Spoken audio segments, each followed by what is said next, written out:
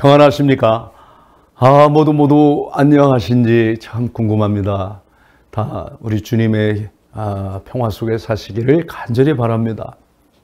거리에는 벌써 한 해를 마무리하면서 성탄절 준비하는 모습이 눈에 보입니다. 코로나19로 참 어느 해보다 마음이 고통스럽고 산란하고 힘든 분들이 많은데, 그래도 차분하게 한 해를 정리하는 분들이 계셔서 참 다행스럽습니다.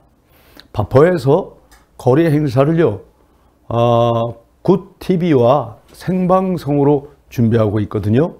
한 명이라도 더, 한 사람이라도 더 나오지 못하는, 그래서 방에 계시는 분들이 성탄의 참된 의미를 알 수 있도록 거리 성탄 예배를 굿TV와 함께 전달해 드리려고 합니다.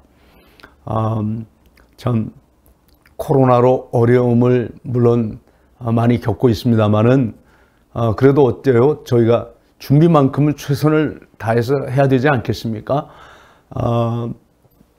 지금 12월 25일 날 성탄절에 코로나 상황이 지금보다 개선될지 더 악화될지 우린 지금 모르잖아요. 그래도 준비만큼은 최선을 다하자고 했습니다. 누구보다 당신도 어렵고 힘든데 적은 돈이라도 아껴서 바포 거리 성탄을 위해 후원해 주겠다고, 봉사해 주시겠다고 하는 분들, 저는 그때마다 울컥합니다. 너무 감사해서.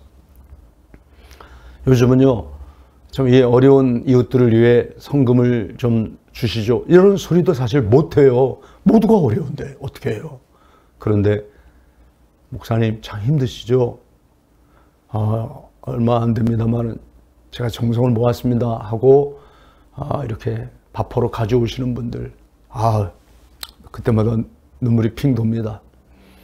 하여간 이 거리 성탄 예배가 주님 은혜 가운데 잘 이루어지도록 여러분 계속 기도와 성원 부탁드립니다.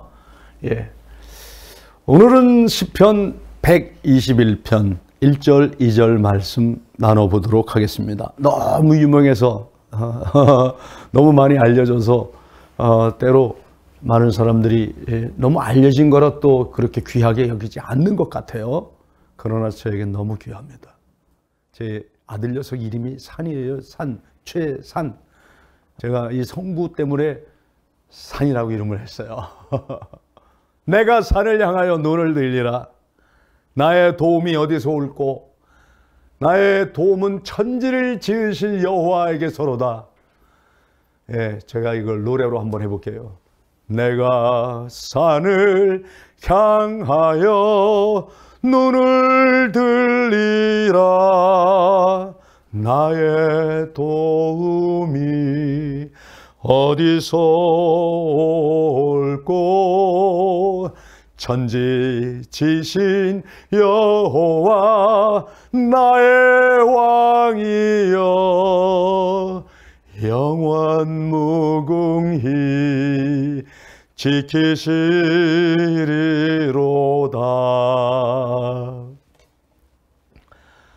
우리가 진정 바라보는 곳이 산이신 산 같은 예수님이 아니라 세상의 온갖 부귀, 영화, 명예 이런 거라면 어떻게 될 것 같습니까? 또 내 마음에 기쁨이 없거나 분노함이 가득 찬 상태로 이 세상을 바라본다면 하루하루가 얼마나 힘들겠습니까? 꽤 오래된 일이지만요, 아직도 생생하게 기억나는 제 딸에 대한 에피소드가 있어요. 지금은 벌써 한 아이의 엄마가 됐어요. 제 딸아이가. 지금은 바포의 동역자로 이제 이 딸아이가 같이 사역을 하면서 아이를 키우는데요. 어느 날이죠, 제가 늦게 일을 마치고 집에 갔더니 가족 모두가 나와 인사를 하는데, 그런데 딸, 우리 가람이만 표정이 좋지 않아서 제가 이상하다 생각했어요. 제가 사춘기가 되어서 그런가 생각을 했죠.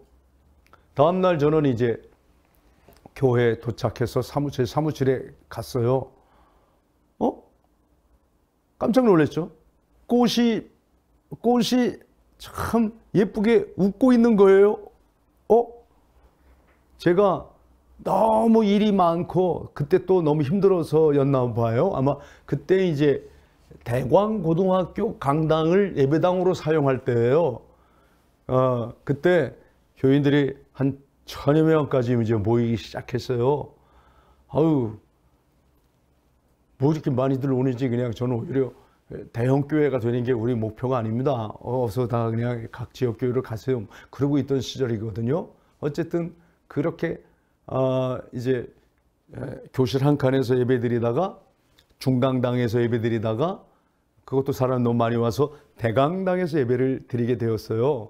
그때 대광고등학교 학교 측에서는 사무실도 없이 이렇게 복도에다가 신문지 깔고 앉아있던 저에게 방을 하나 내준 거예요. 사무실로 쓰라고. 얼마나 감사한지. 그때 그 사무실에 글쎄 우리 딸아이가 꽃을 갖다 놓은 거예요. 꽃을. 그런데 저는 그때 꽃을 본 그때뿐이지 더 이상 아무런 감정이 없었어요. 바쁜 일정 때문에 그 꽃다발을 볼 시선에 이제 제가 여유를 두질 못했죠. 꽃이구나 하고 무심. 더 이상 어떤 생각도 느낌도 따라붙지는 않았던 거예요. 꽃이 있던 거 본 것 같아요. 제가 오전 일정이 끝나고 안 가져온 서류를 챙기려고 사무실에 다시 갔을 때 그때 화려한 색깔 때문이었는지 꽃이 가장 먼저 제 눈에 들어오더라고요. 저는 그제서야 서류를 챙기다가 아니 근데 이 꽃이 어제부터 있었단 말이야. 그리고 오후 일과까지 모두 끝낸 후에 사무실을 잠깐 다시 둘렀는데요. 아무도 없는 공간에 그 꽃이 또 화사하게 따뜻하게 빙긋이 웃으며 저에게 말을 건네주는 거예요. 그때 꽃병을 들어서 꽃향기를 맡고 있는데요. 하루 동안 쌓인 모든 피로가 가시는 그런 기분이었어요.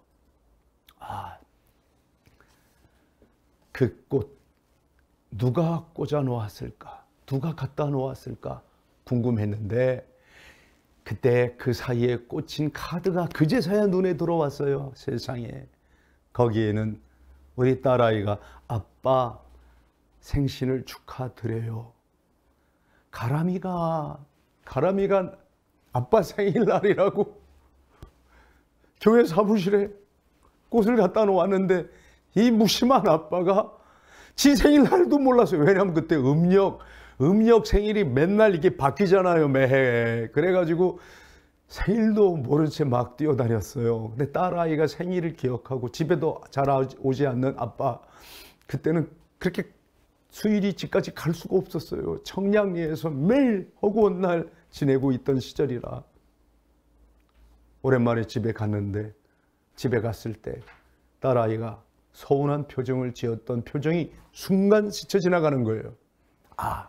이 아빠의 무심함에 우리 딸이 얼마나 서운했을까. 제가 반성했죠.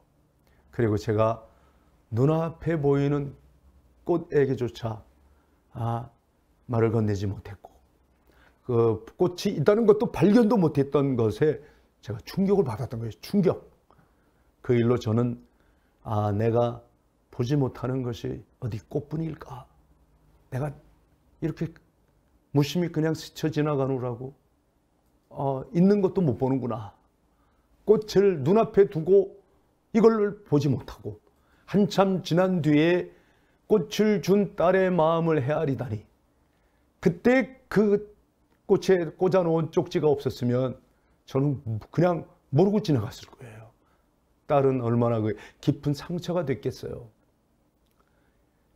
그것이 그때 제가 세상을 보는 저의 태도요 자세였던 것 같습니다. 제가 보고 싶은 것만 보려고 하는 거예요. 있는 그대로 못 보고 말이죠. 그래서 그날 가서 딸에게 말했습니다. 딸아, 사랑하는 가람아, 미안하다, 고맙다. 아빠가 너무 많은 일 때문에 피곤했나 봐. 그리고 내가 준 꽃을 보니까 정말 마음이 따뜻하더라고. 어느 누구도 내 생일날 내 책상 위에 꽃을 꽂아준 사람이 없었는데 네가 처음이야. 얼마나 기쁜지. 그리고 이제 진심을 전했어요. 물론 중요한 일이 너무 많았다고 늘어놓았지만 그건 변명이 아니라 사실 아주 위험한 생각일 수도 있다는 게 깨달아지더라고요. 곰곰이 내 내면을 들여다보면 사실 아주 중요하고 대단한 일을 한다고 하는 사람들이요, 그게 다 자기 생각으로, 그 생각이 만든 느낌으로 보는 세상, 자기 환경으로 보는 세상이더란 말이죠. 신묘막측하신 하나님이 만든 이 세상이 진실로 아름답지 않은 것이 없어요. 아름다운 세상이에요. 많은 사람들이 그렇게 감탄하거나 놀라워하지 않는 게 신기한 거예요. 이렇게 아름다운 세상. 왜요? 다 자기가 보고 싶은 대로만 보는 거예요. 있는 그대로의 이 세상을 못 봐요. 그렇다면 작고 부족한 듯 보이는 것들에 대해서 어떠할까요? 제가 딸이 전해준 그 꽃을 보고 그 본질을 깨닫지 못한다면 어떻게 될 뻔했겠어요? 예? 이런 아버지들도 이 세상에 얼마든지 있어요. 야, 이 녀석아, 아이고 무슨 돈으로 샀니? 요즘 우리 형편에 꽃 살 때냐? 야, 그거 살 시간이 있으면 공부해라. 꽃이 밥 먹여주냐? 이런 아비들 아직도 우리 주변에 있는 것 같더라고요. 그럼 되겠습니까? 아름다운 안경을 쓰는 일 힘들지 않습니다. 작은 것에도 감사하고 감탄할 수 있는 거 있는 그대로 바라볼 때입니다. 그것을 창조하신 하나님의 마음 헤아리는 것부터 시작하면 돼요. 우리 하나님이 주신 게 얼마나 많은데요. 받은 것만 헤어봐도 너무 많이 받았어요. 감사해요. 그리고 감사한 마음 표현하면 될 거 아니겠습니까? 그런 사람들 곁에 있으면 함께 행복하고 살맛이 나잖아요. 그래서 저는 사람들 만날 때마다 이렇게 인사를 드렸어요. 당신의 얼굴을 보니 밥맛이 납니다. 사실은 제가 처음 한 인사가 아니에요. 저를 보고 할아버지 한 분이 목사님 얼굴을 보니 밥맛이 납니다. 그렇게 얘기해가지고 깜짝 놀랐어요.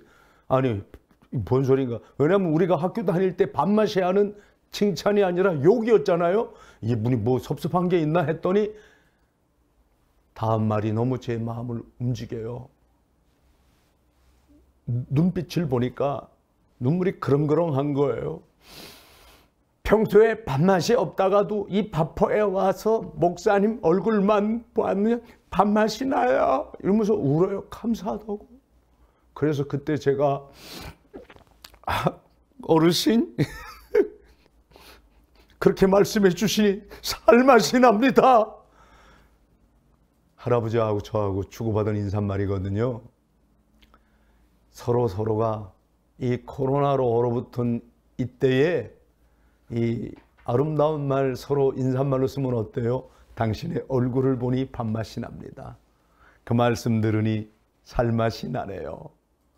그랬더니 자원봉사자가요 옆에 있다가 그래요. 느낌이 참 좋습니다. 그러더라고요. 그때 할머니가 제 뒤에 있다가 제 옷을 끌어당기면서 하시는 말씀이 목사님이 제 곁에 계셔서 제가 행복해요. 저 그때 울음 터뜨렸어요. 그냥 못 참고 엉엉 울었어요. 할머니 꼭 끌어안아드리고 할아버지 끌어안아드리고 그때요 3시간을 줄 서 있는 할아버지들 다 일일이 끌어안느라고 밥을 못 퍼드렸어요. 평상시 밥 퍼드리는 시간 30분만 지나도 난리가 납니다. 밥 줘! 뭐해? 배고파 지금 시간이 얼마나 지났는데 이게 아직도 밥이 안 나오고 뭐해? 그런데 그때는 3시간이 지나도록 아무도 밥 달라고 밥 먹으러 왔는데 지금 왜 뭐하는 그런 사람이 없어요. 왜? 제가 엉엉 울면서 모든 분들을 품에 안기고 품에 안아드리면서 인사를 한 거예요. 그러자 그때 자원봉사자 한 분이 자기 수첩을 꺼내가지고 써놓은 거예요. 저하고 할아버지하고, 할아버지하고 저하고, 할머니하고 저하고 서로 주고받은 인사말을 다음 주에 현수막에 해가지고 온 거예요. 그게 오늘날의 바포 인사 5마디입니다. 당신의 얼굴을 보니 밥맛이 납니다. 그 말씀 들으니 살맛 나네요. 느낌이 참 좋습니다. 제 곁에 계셔서 제가 행복해요. 하시는 일마다 잘 되기 바랍니다.